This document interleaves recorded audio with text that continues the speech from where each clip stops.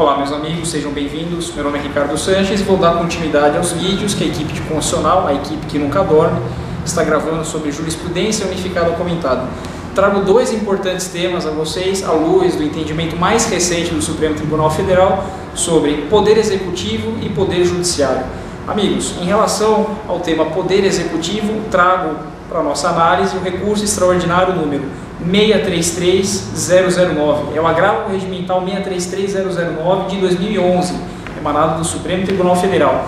Bom, como todos nós sabemos, dentre as atribuições privativas do Presidente da República, conferidas no artigo 84, é possível, segundo a faculdade que lhe atribui o parágrafo único do mesmo artigo, que ele delegue aos ministros de Estado, ao Procurador-Geral da República e ao Advogado-Geral da União a delegação de alguns desses incisos, e dentre elas se inclui o provimento de cargos federais nos termos da lei.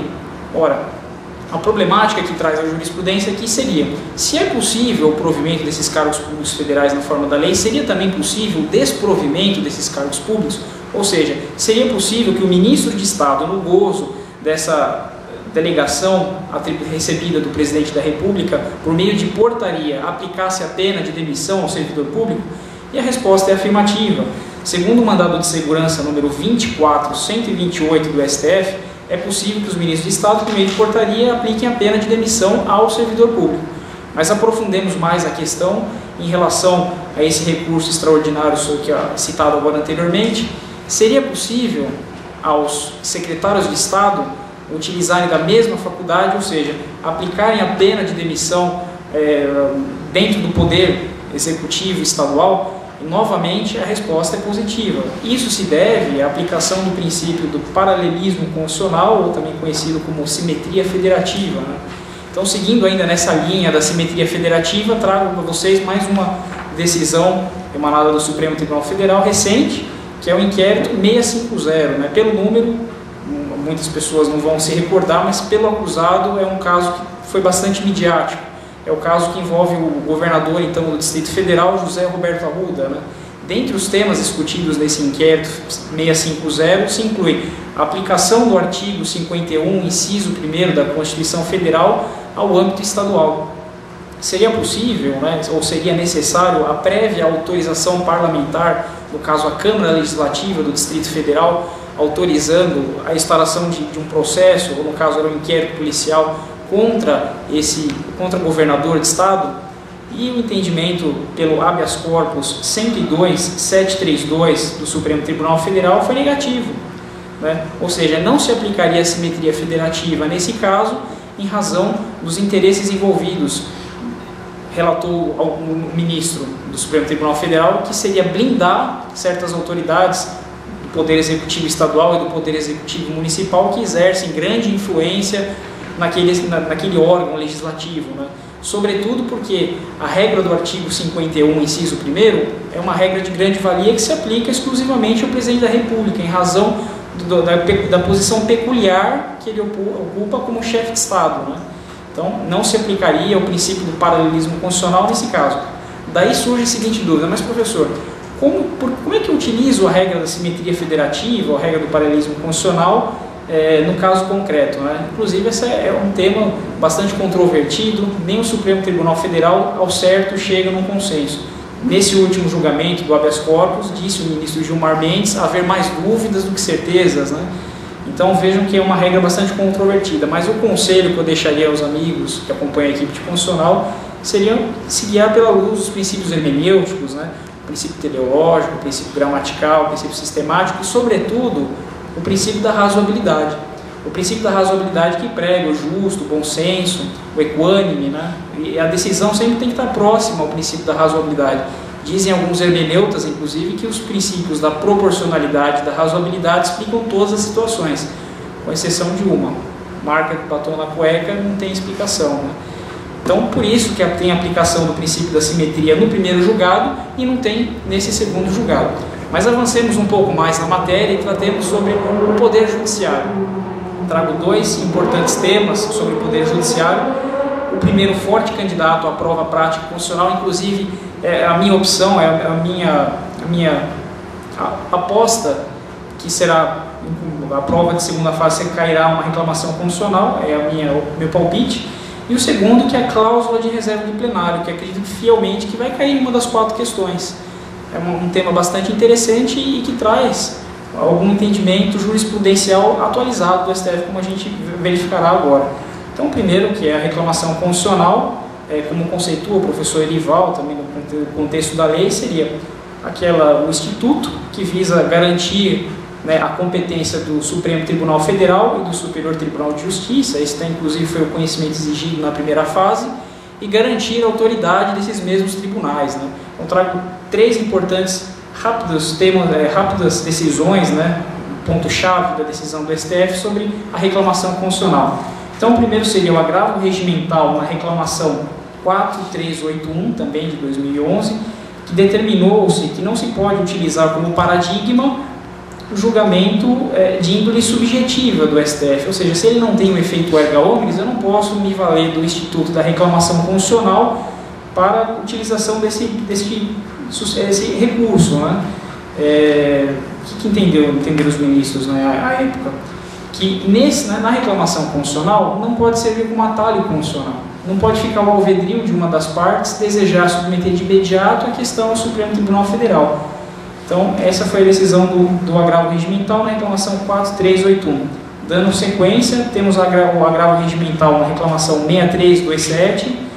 Entenderam, né, os ministros à época que a reclamação não pode servir como sucedâneo recursal, ou seja, se há disponibilidade de um recurso ou de uma medida processual, medida judicial cabível, não é possível se utilizar a reclamação como esse sucedâneo recursal. E nesse mesmo sentido, houve a recente reclamação 5159, né, que se guiou também por esse entendimento. E por último, ainda na reclamação constitucional, tem a 6449, né, de 2011 também. Dispõe que não se configurará a ofensa à súmula vinculante se o ato que se reclama é anterior à decisão emanada pelo STF. Então, para concluir sobre reclamação constitucional, é importante se recordar que temos 2 súmulas sobre reclamação constitucional, que é a 368, que dispõe que não haverá embargos infringentes. Então, hoje, divulgado, debatido os embargos infringentes do Supremo Tribunal Federal em âmbito de reclamação constitucional, e a súmula 734, que dispõe que quando aquele ato que se questiona, né, que ofendeu a autoridade de uma decisão do Supremo ou do Superior Tribunal de Justiça tiver transitado em julgado, não é possível também reclamação constitucional. Nosso 4º tema, e para terminar o Poder Judiciário, trago a vocês a regra da cláusula de plenário, né, prevista no artigo 97, ou abusando aqui do meu inglês jurídico, a regra de full bench, né. Trago aqui três também questões que se resolvem à luz da jurisprudência do Pretor Excelsior, né. A primeira seria: é possível a aplicação da cláusula de reserva de plenário em âmbito de julgamento de recurso extraordinário no STF? E a resposta que tivemos no embargo de declaração do recurso extraordinário 361829 é negativa. O que relatou a ministra Ellen Grace? Essencialmente são 4 pontos pela impossibilidade da cláusula de reserva de plenário em recurso extraordinário.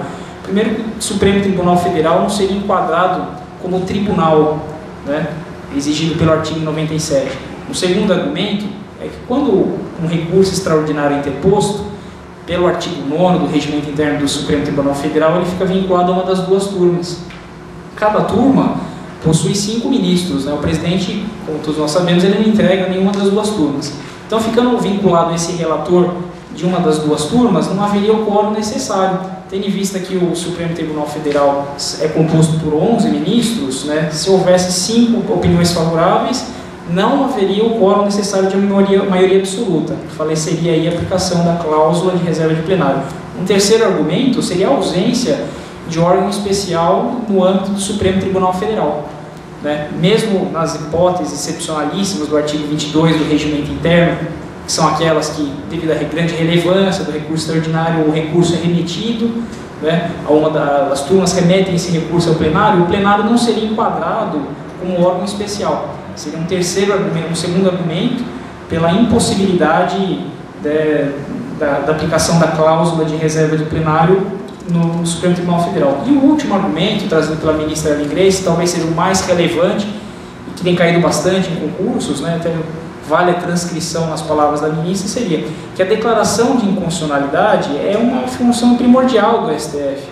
Logo, se as turmas exercem o controle difuso de constitucionalidade, não haveria qualquer ofensa ao artigo 97. Como aponta o professor Pedro Lenza, né, e aqui vale a transcrição das palavras dele, não obstante as críticas doutrinárias, essa é a posição que deve ser utilizada nos concursos e na sua prova prática profissional. Uma segunda pergunta, e nossa penúltima pergunta sobre a aplicação da cláusula de reserva de plenário, seria a regra do artigo 97 nas turmas recursais, e novamente a resposta é negativa. As turmas recursais, não embora sejam um órgão colegiado, seja um órgão recursal, elas não podem ser enquadradas no termo tribunal. Daí a não aplicação do artigo 97. Quer dizer então que as turmas recursais seriam atadas no controle difuso? Não significa isso. Significa que elas podem exercer incidentalmente o controle de constitucionalidade sem qualquer ofensa ao artigo 97 ou à súmula vinculante número 10. E para finalizarmos, a última pergunta seria: a aplicação da cláusula de reserva de plenário em âmbito das decisões monocráticas, ou seja, perante os juízes singulares? E pela terceira vez a resposta é negativa. Não há aplicação, segundo o Supremo Tribunal Federal no HC 69921, da regra da cláusula de plenário nas decisões monocráticas. E aqui vale a transcrição do ministro Celso de Mello, dizendo: a ordem da cláusula de reserva de plenário seria dirigida aos órgãos colegiados do Poder Judiciário e não aos magistrados no exercício da jurisdição constitucional.